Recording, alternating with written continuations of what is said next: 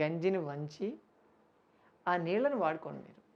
ఎట్టి పరిస్థితుల్లో మీరు ఉడకబెట్టినటువంటి ఆ నీళ్ళని పారపోయొద్దు.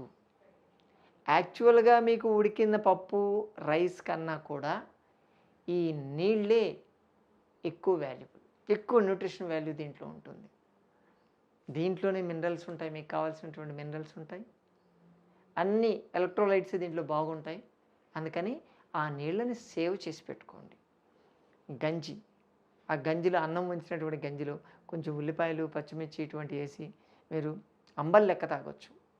అన్నం తినే వాళ్ళకన్నా కూడా అంబలి తాగే వాళ్ళలోనే ఎనర్జీ ఎక్కువ ఉండేది. పాత రోజుల్లో యుద్ధానికి పోయేటప్పుడు అంబలి తాగిపోయేవాళ్ళంట. ఎనర్జీ లెవెల్స్ అంత హైగా ఉండేటివి. కాబట్టి ఆ నీళ్ళను అంబలిలాగా చేసుకోవచ్చు. ఆ నీళ్ళని తీసుకొని దాన్ని మీ చారులోనో లేకపోతే సాంబార్లోనో నీళ్ళ బదులు ఇది వేసేసుకోండి. చెప్తే అది సరిపోతుంది. లేదా దాంట్లో కొంచెం ఈ కార్న్ ఫ్లోర్ పౌడర్ వేసుకొని కొంచెం మిరియాలు, కొంచెం జీలకర్ర ఇటువంటివి వేసుకొని దాన్ని వేడివేడిగా సూప్ లెక్క తాగారనుకోండి లోపలికి వెళ్తుంది. అంటే బేసికల్‌గా ఎక్కడ కూడా న్యూట్రిషన్ వాల్యూస్ పోకూడదు. మన కుకింగ్‌లో చేసేటువంటి తప్పులు ఇవి.